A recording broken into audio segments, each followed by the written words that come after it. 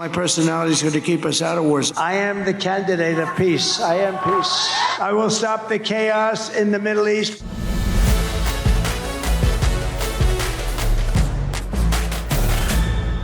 Breaking news. The U.S. Central Command says 3 fighter jets were shot down by friendly fire from Kuwaiti forces. CENTCOM says all 6 crew members aboard the jets ejected, were safely recovered, and are in stable condition.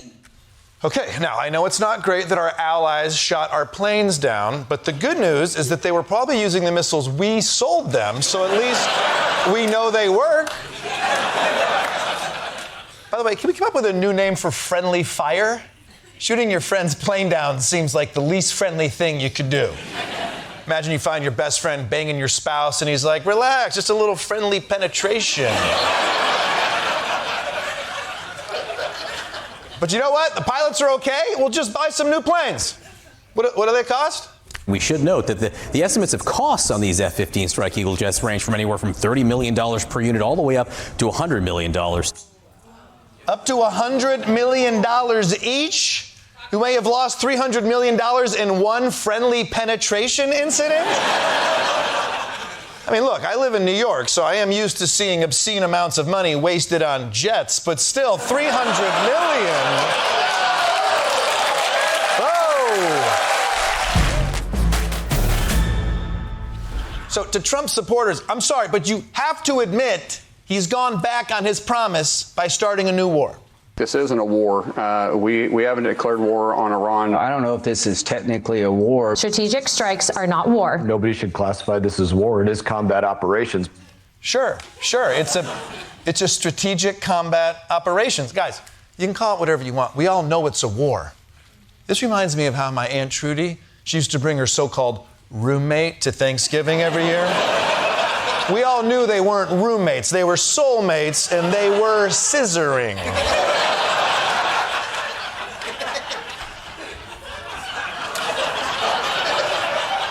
The war with Iran is just like my 2 gay aunts.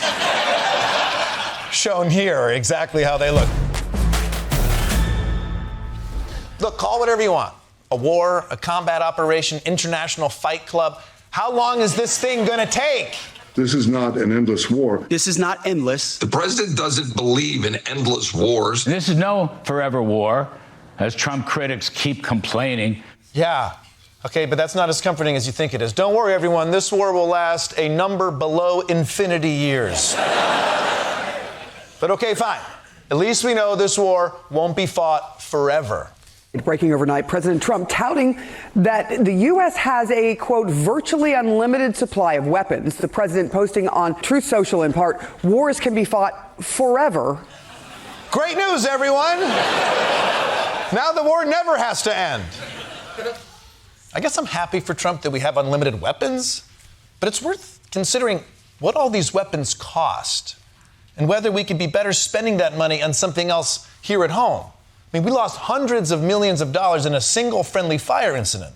And some estimates say that the entire war could cost over $200 billion. Yet here in America, people don't have health care.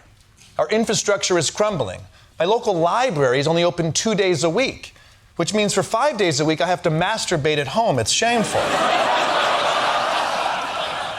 If there was only some image that could symbolize the confidence I have in our country's elected leaders right now. Yep, that's it. We're now 5 days into our war with Iran, and things are looking just a little bit dicey. No one seems to have a clear plan for the war or even a clear reason why we started it. And apparently America's military is even at risk of running out of weapons, which is one problem I never thought America would have. I thought we had an unlimited stockpile of those, like spin-offs of Yellowstone. Oh, by the way, tune in to Paramount Plus for the world premiere of Yellowstone in Space. But despite all those problems, the good news is Donald Trump is in charge, and I'm sure he's diligently thought through all of the wartime scenarios. What's the worst-case scenario that you have planned for in Iran? Well, I don't know if there's a worst case. I guess the worst case would be we do this and then somebody takes over who's as bad as the previous person, right? That could happen. Yeah! Yeah, no shit. You're just thinking about this now? I do 6 months of research before I buy a new shampoo. Trump's like, I just realized starting a war in the Middle East could have some downsides, huh? So it's a little disturbing that he says it as casually as when you realize you've never seen a bird's penis before.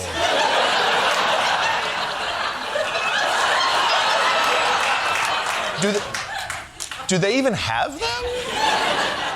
But Trump's right. You don't want a new leader who is just as bad as the old one. So I'm sure the administration has a deep bench of candidates ready to step up, right? Right? President Trump said some Iranian officials his administration was hoping could take over have been killed in the war. Well, most of the people we had in mind are dead. So, we had some in mind from that group that is dead. And now we have another group. They may be dead also. Okay. Well, the good thing is there's a third group. Oh, what's that? They're dead also? And the fourth group's dead? And the fifth group's dead. They're all dead. I cannot believe this. You killed all the candidates. Even the ones who were willing to accept a lower salary because they appreciated the potential for long-term career growth? As many of you know, war is God's way of teaching Americans geography.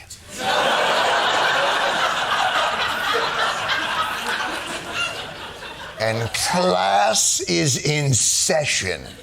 I give you the Strait of Hormuz. Of course, Gen Z will tell you, no Hormuz is 100% straight.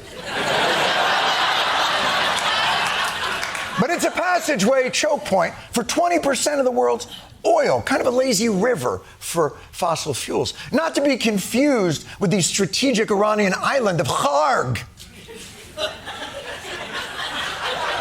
which we also attacked. We attacked Kharg and Hormuz. Because if we've learned anything from these past 20 years, it's that America will bomb anywhere that has a Scrabble score above 12. Oh, we'll get to you, Uzbekistan. And you guys, you're not going to believe what Iran did after we attacked them.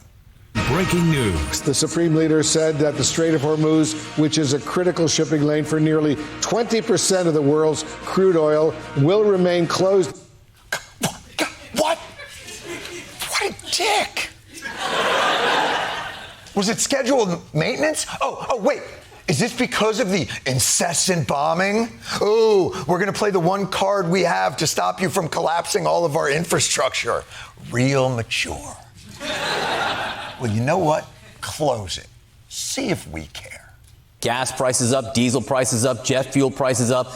And in some quarters, you're beginning to hear whispers of concerns over the R word, recession. Come on, open it back up. Come on. How dare Iran and their existential fight for existence inconvenience our commute? And by the way, the R word, this whole thing is the R word, all right. That's not the R word I would use for the decision to attack Iran.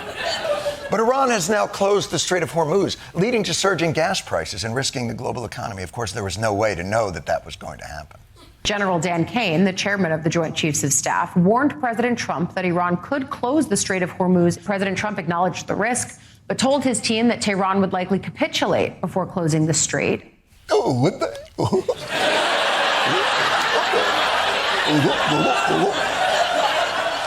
Oh, don't worry about it, everybody. Gee, who would have thought that a guy who did this during a solar eclipse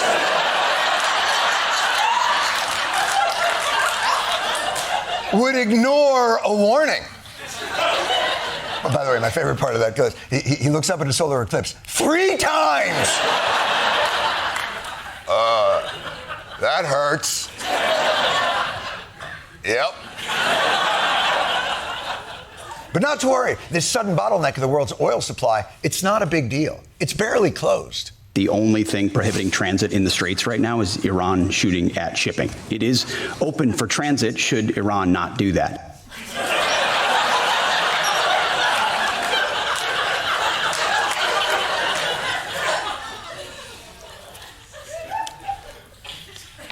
Other than Epstein, it's a wonderful island.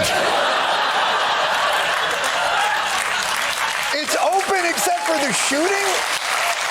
Come on, man. Jeez. So right now, the ships cannot make the passage because they're being attacked. And the risk is too great. There were some mines that have been laid. It's going to take a lot of foresight and planning to thread this needle, come up with a strategic plan. Luckily, I think the president has one. I also asked the president about the rise in oil prices, $100 a barrel. And he said these ships got to go through the Strait of Hormuz and show some guts. Show some guts, Captains Philip. I know you may not want to sail the slowest moving vehicle on Earth, packed with the most flammable liquid on Earth, through the most active war zone on Earth. But on the other hand,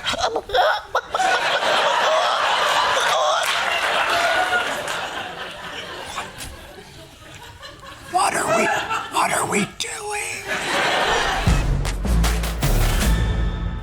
I'm just glad the president has his mind 100% completely focused on this daunting situation with Iran. I do believe I'll be having the honor of taking Cuba. No new wars until you finish the war we just got you. This is not the time to be taking Cuba.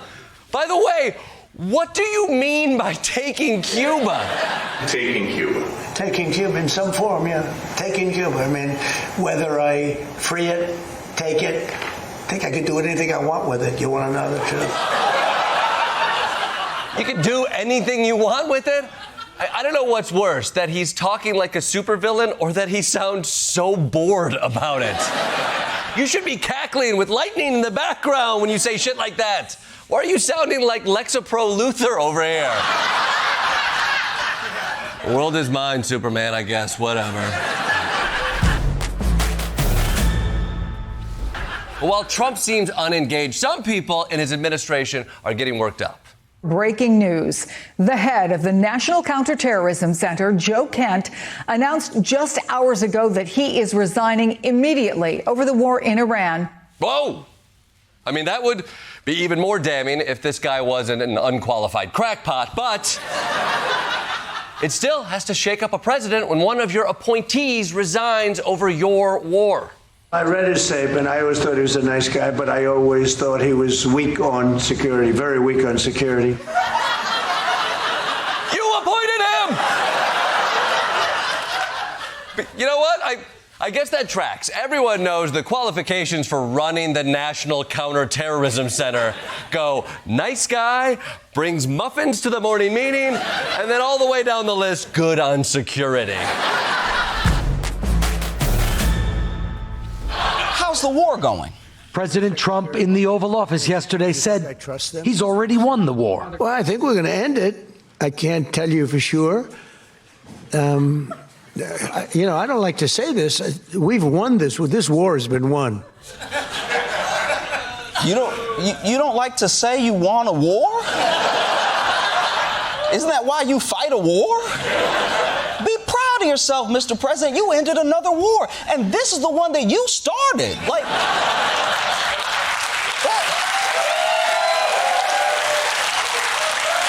That's like double points, you know? But you heard the man. We won this war. I bet Iran's begging for a ceasefire right now. Breaking news, Iran's state-backed media now says Tehran will not accept a ceasefire. Iranian officials' quote is that Iran will end the war when it decides to do so, when its own conditions are met. Whoa. You can't end the war. We ended the war, all right? You trying to start another war? Because I'll fight you, and then I'll stop fighting you when I feel like it, because the war is over. You heard the president. We won. We're bringing the troops home. More than 1,000 additional troops from the 82nd Airborne Division are heading to the Middle East. They'll be joining thousands more Marines, sailors, and other American troops already on their way. Oh, shit. We're sending more troops? That doesn't sound like the war is over. This is very confusing. Should I or shouldn't I go to Times Square in my sailor outfit to kiss random women?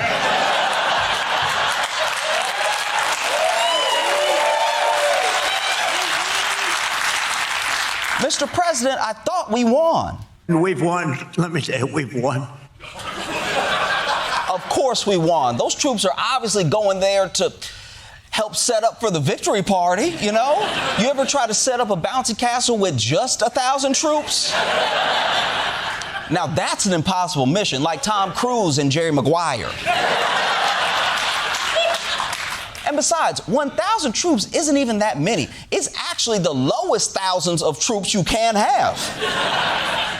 If this war was really ramping up, the Army would need a lot more people than that, you know? They'd probably be trying to get new recruits. The U.S. Army making some changes to try and draw more recruits. The Army just increased the maximum enlistment age to 42. That's up from 35. Oh, shit. We're letting 42-year-olds sign up for the military now? They're going to have to change the name from Operation Epic Fury to Operation Why Does My Back Hurt? I must have slept on it funny.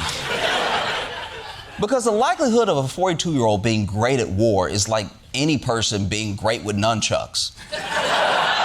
Some people will be good, but most are going to hurt themselves immediately. Bruce Lee, incredible. My uncle, concussion.